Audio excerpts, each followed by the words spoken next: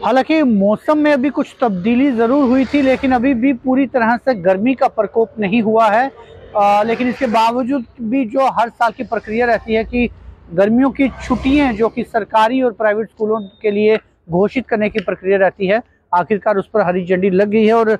Directorate of school education ने इस बात की घोषणा कर दी है कि 8 जून से सभी जम्मू डिवीज़न के जो समर जोन में जो स्कूल आते हैं, सभी तरह के सरकारी और प्राइवेट स्कूल जो है वो ग्रीष्मकालीन छुट्टियों के लिए 8 जून से अपने सभी स्कूलों में छुट्टियां डालेंगे। और ये छुट्टियां जो हैं वो 22 जुलाई तक जो है वो छुट्टियां रहेंगी, यानी 23 जुलाई से स्कूल जो है वो सारे खुले रहेंगे। एक रोचक बात इस ऑर्डर में जो है, क्योंकि आमतौर पर जो ऑर्डर निकलता है उसमें सिर्फ छुट्टियों का डिक्लेयर किया जाता है कि कब छुट्टियां होंगी और कब छुट्टियां जो है वो खुलेंगी। लेकिन इस बार का जो directorate of school education Jammu का जो ऑर्डर आया है उसमें खास तौर से एक इस ऑर्डर में ही फर्दर एडिशन जो है वो की गई है।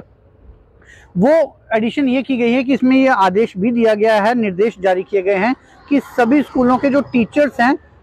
उनके लिए ये छुट्टियां जो है वो छुट्टियां तो जरूर होंगी, लेकिन उसके अलावा उन्हें अवेलेबल भी रहना पड़ेगा बच्चों के लिए। यानी अभी तक जो सरकार जब छुट्टियां पड़ती थी सर्दियों की या गर्मियों की, तो पेरेंट्स का एक बात ज़रूर ये रहता था कि जो जून और जुलाई के महीने में जो छुट्टियां रहती हैं उनकी फ़ीस जो है वो पेरेंट्स से ज़रूर ली जाती है। उसकी एवज में बच्चों को भारी भरकम एक जो होमवर्क जो है वो दे दिया जाता है। तो ऐसे में पेरेंट्स की ये हमेशा से शिकायत रहती थी कि यदि पेरेंट्स से फीस भी ली जाती है, बच्चों को होमवर्क भी किया जाता है, तो फिर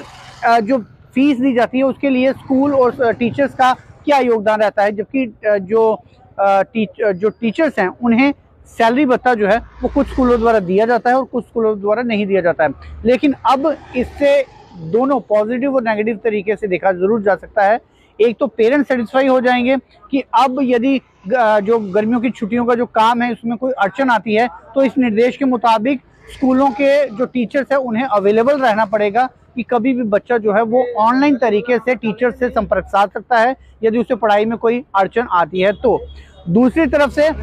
कुछ स्कूलों में ये शिकायत आती थी कि जब ये छुट्टियां आती थी तो उन छुट्टियों की फी जो टीचर्स को जो सैलरी है वो नहीं दी जाती थी और इसके लिए काफ़ी जद्दोजहद टीचर्स को कई बार करनी पड़ती थी। लेकिन अब जब ये director of school education board की तरफ से ये आदेश जारी किया गया है कि उन टीचर्स को ऑनलाइन जो है अवेलेबल रहना पड़ेगा ताकि किसी बच्चे की कोई एजुकेशन के रिलेटेड कोई क्वेरी रहती है होमवर्क को लेकर तो वो उन्हें सॉर्ट आउट जो है वो करनी पड़ेगी। तो ऐसे में जो स्कूल अभी तक जिन टीचरों को इन छुट्टियों में फीस नहीं दिया करते थे उन्हें भी मजबूरन अब टीचर्स को अवेलेबल रखने के लिए उन्हें जो उनकी सैलरी जो है वो देने के लिए बाध्य होना पड़ेगा। लेकिन इसमें बेहद ज़रूरी है कि ये जो directorate of school education Jammu है वो इस तरह के आदेश निकाल रहा है जो कि एक सराहनीय कदम कहा जा सकता है, पेरेंट्स के लिए भी, टीचर्स के लिए और स्टूडेंट्स के लिए भी। लेकिन बड़ी बात यह है कि जब बात स्कूल के मालिकों के लिए आती है, जो लगातार अमित कपूर जो कि पेरेंट्स एसोसिएशन की तरफ से जो मांग उठाते रहते हैं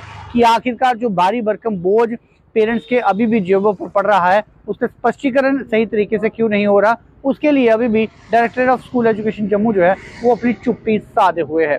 फिलहाल आप जुड़ रही है जम्मू नाउ न्यूज़ के साथ।